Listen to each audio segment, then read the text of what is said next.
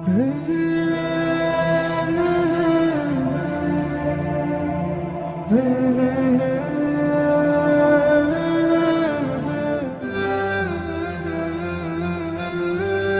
اللہ الرحمن الرحیم۔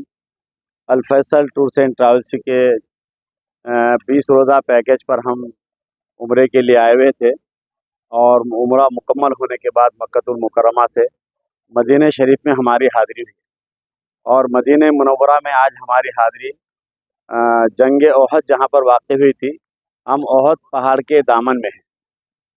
دیکھیے، آج کی جو زیارت ہے ہماری پہلی زیارت، وہ جنگ احد جہاں واقع ہوئی تھی احد پہاڑ کے پاس آئے۔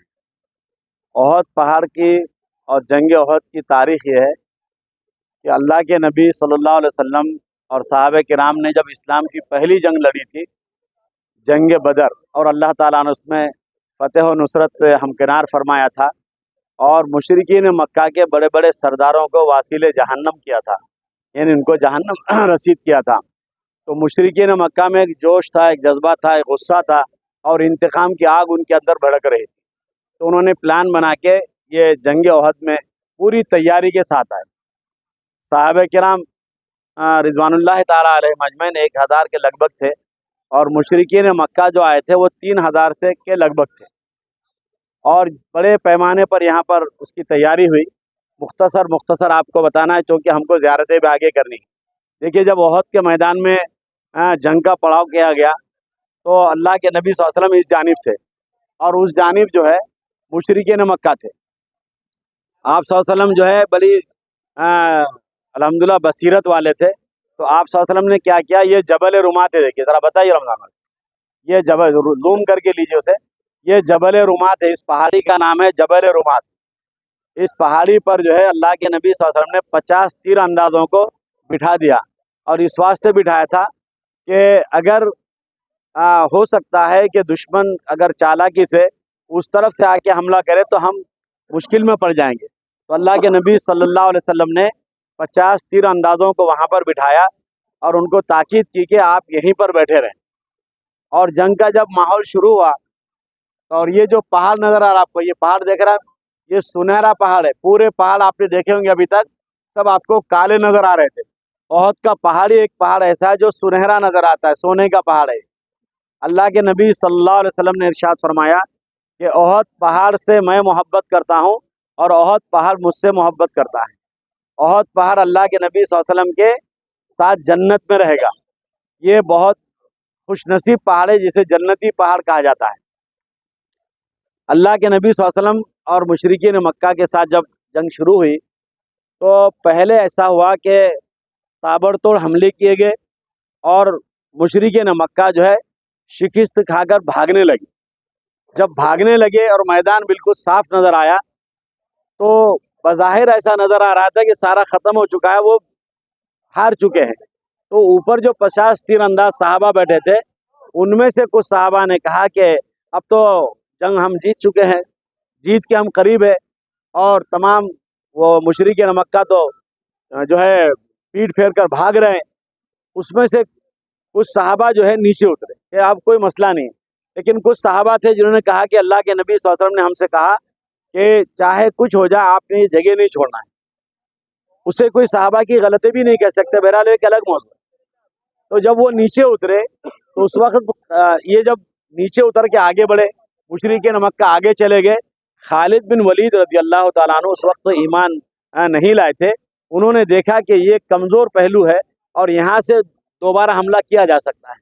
تو انہوں نے کچھ تیر اندازوں کو لے کر آئے، اور اس پہاڑی کے اوپر جبل رمات پر جو صحابہ کرام نگران تھے، اور اس میں سے اکثریت جو ہے نیچے اتر گئی تھی، ان کے ساتھ مجادلہ ہوا، اور وہ صحابہ کرام وہاں پر شہید ہو گئے۔ اس پہاڑ پر شاید صحابہ کرام کا خون ہے۔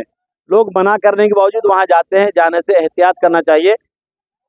بہرحال جب یہ خالد بن ولید ان صحابہ کرام کو شہید کر کے نیچے اترے، تو یہاں سے اپنا جھنڈا لہراتے ہوئے دوڑنے لگے۔ مشرکین مکہ جو واپس بھاگ رہے تھے، انہوں نے دیکھا کہ ہمارا جھنڈا نظر آ رہا ہے، تو وہ پلٹ گئے۔ اب اس طرح سے خالد بن ولید کے ساتھ جو دستہ تھا وہ، اور سامنے سے مشرکین مکہ پلٹ گئے، تو مسلمان بیچ میں آ گئے، اور پھر قتل و غارت گیری کا وہ ماحول چلا جنگ کے اندر۔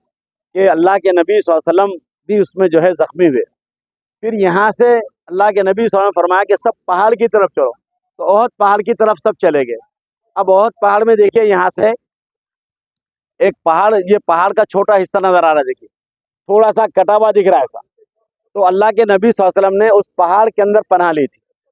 آپ کے دندان مبارک شہید ہوئے تھے اور اس پہاڑ کے اندر جو ہے آپ نے پناہ لی. پھر اللہ کے نبی صلی اللہ علیہ وسلم وہاں پر رہے، صحابہ کرام رہے، اور اس جنگ کے اندر جو ہے جب مشرکین واپس پلٹ کر آئے تو انہوں نے جو ہے صحابہ کرام کے ساتھ بڑا جو ہے وحشیانہ معاملہ کیا. ہندہ ایک خاتون تھی، اس کو اپنے بھائی کا، غالب ہے نا، اپنے بھائی کا ان کو بدلہ لینا تھا. تو اس نے کہا تھا کہ جو حمزہ کو مارے گا اور اس کا کلیجہ مجھے لا کر دے گا تو میں اسے جو ہے انعامات سے نوازوں گی. تو وحشی جو بعد میں ایمان لے آئے، انہوں نے حضرت حمزہ پر طاق لگائی اور بڑی بے دردی کے ساتھ حضرت حمزہ، سید الشہداء حضرت حمزہ رضی اللہ تعالیٰ عنہ کی شہادت ہوئی. آپ کا کلیجہ نکالا گیا، جسم کے کئی ٹکڑے کیے گئے، اور ہندہ نے وہ اس کلیجے کو جو ہے کچا چبایا تھا. انتقام کی آگ تھی، دشمنی تھی. حضرت سید الشہداء حضرت حمزہ رضی اللہ تعالیٰ عنہ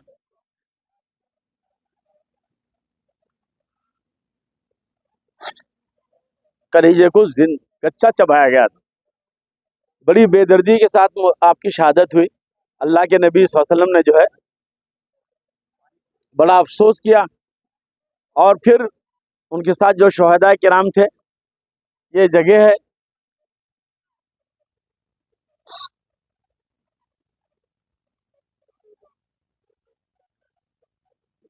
حضرت حمزہ رضی اللہ تعالیٰ عنہ ساتھیوں کے تھے، یہاں پر مدفون ہے. یہ جنگ صرف اسلام کے لیے لڑی گئی تھی، اور جب یہ جنگ ختم ہوئی صحابہ کرام کو یہیں پر دفن کیا گیا. اللہ کے نبی صلی اللہ علیہ وسلم کو جب مکہ فتح ہوا، مکہ فتح ہونے کے بعد مشرکین مکہ جو دشمن اسلام تھے وہ سب آپ کے سامنے آئے. آپ نے سب کو معاف کر دیا. ہندہ جو تھی، جس نے حضرت حمزہ رضی اللہ تعالیٰ کے کلیجے کو چبایا تھا، اس نے بھی کہلا بھیجا کہ کیا میرے لیے بھی معافی ہے؟ اللہ کے نبی صلی اللہ علیہ وسلم فرمایا کہ ہاں، ہندہ کے لیے بھی معافی ہے. بس ہندہ سے یہ کہو کہ وہ میرے سامنے نہ آئے. جب وہ سامنے آئے گی تو مجھے میرے پیارے چچا حضرت حمزہ یاد آ جائیں گے. تو آپ رحمت للعالمین، اتنے سخت دشمن کو بھی آپ نے معاف کر دیا. آج اللہ کا کرم ہے کہ ہم گناہگار بندوں کو اللہ تعالیٰ نے اس مقدس مقام پر پہنچایا. ہم اللہ کا شکر ادا کریں. یہ وہ جگہ ہے جہاں پر اللہ کے نبی صلی اللہ علیہ وسلم کے صحابہ کرام کے قدم مبارک پڑے ہیں.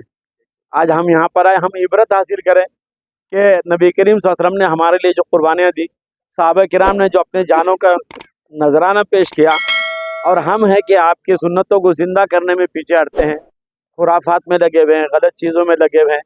تو آج ہم یہ طے کریں کہ انشاءاللہ اپنی زندگی میں ہم سنتوں کو زندہ کریں گے نا سبھی بھائی. اب دیکھیے مختصر ہم دعا کریں گے. سورہ فاتحہ پڑھیے، 3 مرتبہ قل اللہ شریف پڑھیے. اب یہاں سے دیدار کیجیے. اب یہ بڑے بڑے صحابہ کرام، سید الشہداء حضرت حمزہ رضی اللہ عنہ. لیڈیز ادھر آ جاؤ اور جینٹس ادھر آ جاؤ، پھر دعا. پہلے دیکھ لو آپ اس نظر سے دیکھیے آپ.